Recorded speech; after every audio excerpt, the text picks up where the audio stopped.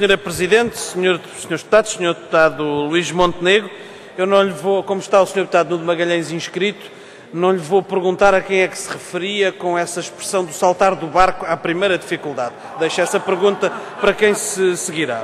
Eu queria dizer, Sr. Deputado Luís Montenegro, que tivemos durante aqui uma hora e também numa parte da manhã um certo jogo de passa-culpas entre a maioria e o Partido Socialista, e eu bem compreendo que assim seja.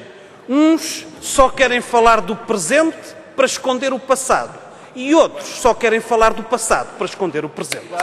E esse é que é o problema deste debate. Até se esquecem, uns e outros, e a sua bancada em particular, que nos tais anos todos, desde 95, o Sr. Deputado ali referiu, há 3 anos de Barroso, Santana e Portas, que estão incluídos nessa década e meia de que o senhor tanto fala e de que a bancada do PSD tanto refere. E esquece até outra coisa, é que o Sr. Deputado qualifica como desastrosa a política dos últimos governos do Partido Socialista.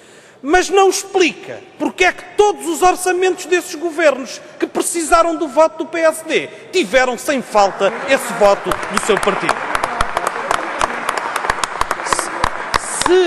Se os orçamentos e a política eram tão maus, porque é que o PSD aprovou os 2 últimos orçamentos do engenheiro José Sócrates?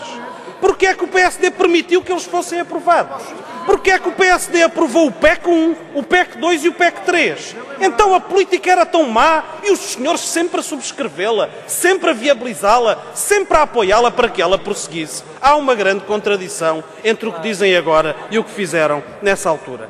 Bem sei que o Partido Socialista já vos viabilizou também e apoiou, de uma certa forma com a sua abstenção, o orçamento que está em execução, este de 2012, e todos os seus orçamentos retificativos, ainda na sexta-feira passada, se abstiveram. Mas, para a nossa parte, Sr. Deputado, é preciso debater de facto o orçamento e responder a 3 perguntas. Como é que se desenvolve o país e se cria mais riqueza e mais emprego? Como é que se distribui justamente essa riqueza? Como é que se resolve o problema do financiamento do Estado, bem como os problemas da dívida e do déficit? E nós dizemos, para desenvolver o país é preciso aumentar a produção nacional. É isso que cria mais riqueza e que cria mais emprego e resolve os nossos déficits estruturais. Os senhores têm uma política que é ao contrário, que penaliza a produção, que aumenta a recessão, que contrai a procura interna e que leva o investimento para níveis de há décadas atrás.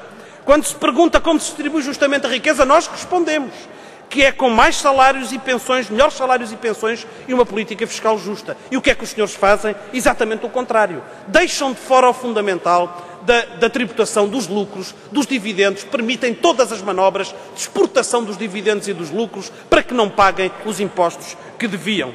E mais, quando se pergunta como é que se financia o Estado, que é o que os senhores estão sempre a dizer, não há dinheiro para financiar o Estado, nós dizemos como é que se financia o Estado. Financia-se com a renegociação da dívida, baixando os encargos anuais da dívida, como é justo exigir para o nosso país para permitir o desenvolvimento. Financia-se com o crescimento económico e não contra o crescimento económico, como os senhores estão a fazer.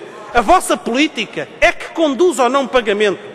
E o que os senhores hoje aqui fizeram, e o Sr. Primeiro-Ministro nos últimos dias, foi reconhecer que, de facto, como o PCP diz há vários meses, a política em curso só vai conduzir, se for aplicada, a um segundo resgate, com todos os prejuízos que isso trará para os portugueses e para o país. E se provas faltassem disso, o anúncio de mais 830 milhões de euros de medidas adicionais às que já estão expressas no Orçamento de Estado, reconhecido pelo Primeiro-Ministro hoje de manhã, aí está para provar como temos razão e os senhores não têm.